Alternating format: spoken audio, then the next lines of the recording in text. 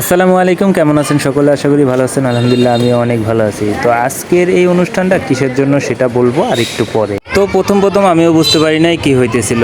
দেখলাম যে এখানে অনেক কিছুরই আয়োজন হয়। তো আমি ফুট করে জিজ্ঞেস করলাম আমার ভাবির কাছে যে ভাবি এখানে কি হইতেছে। ভাবি বলল যে আমার মেয়ে এবং কি তোমার মেয়ের বার্থডে চলতেছে, এর জন্য এই ধরনের আয়োজন হয়েছে। আমি বললাম যে কাকে কাকে দাওয়াত করছো? ভাবি বলল যে আমার ছোট ভাই এবং কি আমার ভাবিদেরকে দাওয়াত করছি। তো আমি বললাম আচ্ছা ঠিক আছে, ভালোই হলো। এর সাথে দেখি আমার বউ কাজ করতেছে। তো হঠাৎ করে ভাবি বলতেছে যে শোনো, সব কিছুই আনা হয়েছে কিন্তু টক দইটা আনা হয় না, তুমি টক দই এনে দিবা।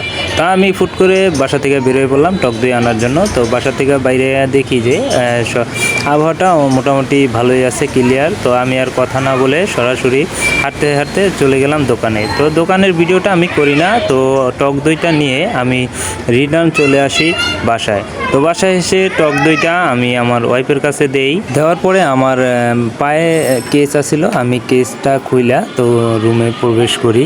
রুমে প্রবেশ করে দেখি যে কীভাবে ভাবি টক দই দিয়ে রোস্ট পাকায় সেটার ভিডিও করার জন্য। তো দেখতে দেখতে ভাবির কাছে চলে আসলাম, আর ভাবি দেখলাম যে শুরু করে দিছে রোস্টের জন্য মশলা। এবার টক দইটাকে ফাটিয়ে এবারে টক দইটাকেও দিবে। যাই হোক, সব মিলে মোটামুটি ভালো। তো আমি আর এখানে কথা বাড়াইলাম না, আমি সরাসরি চলে গেলাম ফুটকা কেনার জন্য, বেলুন কেনার জন্য। রুম সাজাইতে হবে। তো আমি আর ছোটো ভাই মিলে চলে গেলাম বেলুনের দোকানে। তো বেলুন দামাদামি করে 5 টাকা চাইলো, আমরা 3 টাকা করে বেলুন কিনলাম আর মোম কিনলাম। এগুলো নিয়ে চলে যাব সরাসরি কেকের দোকানে। তো কেকের দোকানে চলে এলাম। কেকের দোকানে এসে বললাম যে আমাদের অর্ডারি কেকটা কোথায়। তো দোকানটা দেখতে এরকম হইলেও এখানে বিভিন্ন ধরনের কেক অর্ডার দেওয়া হয়। তো এই দোকানে কেক বা রুটি মুটি সব কিছুই বানানো হয়। তো এখান থেকে আমরা কেকটা অর্ডার দিয়েছি, ওই যে আমাদের কেক, আর ওই হলো আমার ছোট ভাই। তো ভাইয়ের সাথে আসলাম কেক নেওয়ার জন্য। তো আমাদের কেকটা তৈরি হয়েছে কিন্তু কেকটা দিতে দোকানদার একটু লেট করতেছে। যাই হোক, সমস্যা হতেই পারে, তাই আমরা একটু ওয়েট করতেছি। কেকটা নিয়ে চলে যাব বাসার দিকে। তো কেক নেওয়া শেষ, বাসার দিকে চলে এলাম হাঁটতে হাঁটতে। এখন বাসায় চলে এলাম। তো বাসায় তাড়াতাড়ি চলে এলাম, কারণ বাসায় বেলুন দিয়ে সাজাইতে হবে। এর জন্য ঘরের দরজা নক করে সবার কাছে বেলুনগুলো দিয়ে দিলাম। আর দেখুন সবাই বেলুনগুলো পাইয়া কি খুশি, এক এক করে ফুলাইতেছে। আর এদিকে আমার রাজকন্যা একটা লাল বেলুন নিয়ে কি খুশিতে আছে। তো বেলুনগুলো ফুলানো শেষ, এবার বেলুনগুলোকে বাঁধতে হবে। তাই আমার ভাগ্নি হয়, সে ভাগ্নি বলতেছে মামা উপরে বেলুনগুলো লাগাই। তো আমি বললাম ঠিক আছে, বেলুনগুলো উপরে লাগাও। বেলুনগুলো লাগানো কমপ্লিট হয়ে গেলে এক পর্যায়ে আমরা এখন কেক কাটার একটা প্রস্তুতি নিয়ে নেব। তো বেলুনগুলো লাগানো কমপ্লিট হয়ে গেছে, এক পর্যায়ে কেকের কাছে চলে আসলাম। তো দেখুন আমাদের মেহমানের অভাব নাই। আর বার্থডে হলো এই 2 রমণীর বার্থডে। লাল ড্রেস পরা ওটা হলো আমার মেয়ে, আর যেটা হলো অ্যাশ কালারের ড্রেস পরা ওটা হলো আমার সমন্দির মেয়ে। তো এই দুজনের বার্থডে। তো সবাই একসাথে হলো, সবার ছবি তুলতেছিল। সবার ছবি তোলা শেষ হলে কেক কাটা হবে।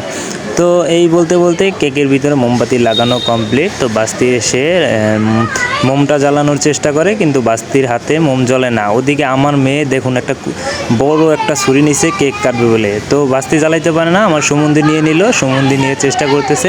অবশ্যই এখন কিছুক্ষণের মধ্যেই জ্বলে যাবে। তো এই হলো মানে পুরা অনুষ্ঠানের মেন টুইস্ট। আমার মেয়ে ও এমনকি আমার সুমন্দির মেয়ের বার্থডে ছিল। তো সবাই আনন্দ ফুর্তি করে কেক কাটলো এবং কি পরে কেক কাটার পরে তো আমি ভাবছি তো কেক কাটাই শেষ, তো এখনও কেকটায় ছুরিয়েই বসাইতে পারে না ভয়ে। তো আমি বললাম যে আচ্ছা ঠিক আছে, এখন কেকটা কাইটা ফেলাও। তো কেকটা কাটতে কাটতে আমার বউ বাতিটা জ্বালায় দেয়। তো যেই কথা সেই কাজ, আমার পকেটে যেই পার্টি স্প্রেটা ছিল সেটার কথা কেউই জানতো না। তো আমি পার্টি স্প্রেটা এক হাতে মোবাইল ধরলাম, আর এক হাত দিয়ে পার্টি স্প্রেটা খুলতেছি। তো কিছুক্ষণের মধ্যেই এই যে পার্টি স্প্রে দিয়ে দিলাম, সবাই অবাক হয়ে গেল যে পার্টি স্প্রে কোথা থেকে আসলো। তো আমি সবাইকে পার্টি স্প্রে বন্যা দিয়ে দিলাম। তো পার্টি স্প্রে না হলে কিন্তু বার্থডের কোনো মজাই হয় না। তো এক এক করে কেক কাটা হলো। এখন কেকটা নিয়ে যেতে বলছি যে সবাইকে কেকটা ভাগ করে দেওয়া হোক। তো কেক কাটা শেষ হয়ে গেছে, ভাবছি এবার মনে হয় খানা দেওয়া হবে সবাইকে। তো ভাবি বলতেছে না, সবাইকে খানা দেওয়া হবে একটু পরে, দাঁড়াও কেকগুলো আগে সবাইকে ভাগ করে দিয়ে নেই। তো আমি বললাম ঠিক আছে, এতক্ষণ যেহেতু ওয়েট করছি আর একটু ওয়েট করাই যাবে। তো কেকটা নিয়ে গেল, সবাই কি আনন্দ করতেছে দেখুন একবার। কেকটাকে নিয়ে গেলাম, আমি বললাম যে মানুষগুলো গুনে কেকটাকে পিস পিস করো, তারপরে সবাইকে এক পিস করে দেওয়া হোক। তো ভাবি যেই কথা সেই কাজ, কেকটাকে নিয়ে গেল। এবার বড় একটা রান্দাও দিয়ে কেকটারে কাটতেছে, যাই হোক দেখতেও সুন্দর লাগতেছে। আর এরকম কথা বলতে বলতেই আমাদের খানার সময় হয়ে গেছে, তো সবাই বসে পড়েছি আর এই সেই খাবার নিয়ে আসলো সবাই। তো আমার ব্লগটি কীরকম লাগলো সবাই কমেন্ট করে জানাবেন এবং কি সাপোর্ট করবেন, তাহলে আরও নতুন নতুন ব্লগ বানাতে আমি উৎসাহ পাবো। তো সবাই ভালো থাকবেন, সুস্থ থাকবেন, নিজের প্রতি খেয়াল রাখবেন, আর আমার চ্যানেলটি যারা নতুন সবাই সাবস্ক্রাইব করে দিবেন। আসসালামু আলাইকুম।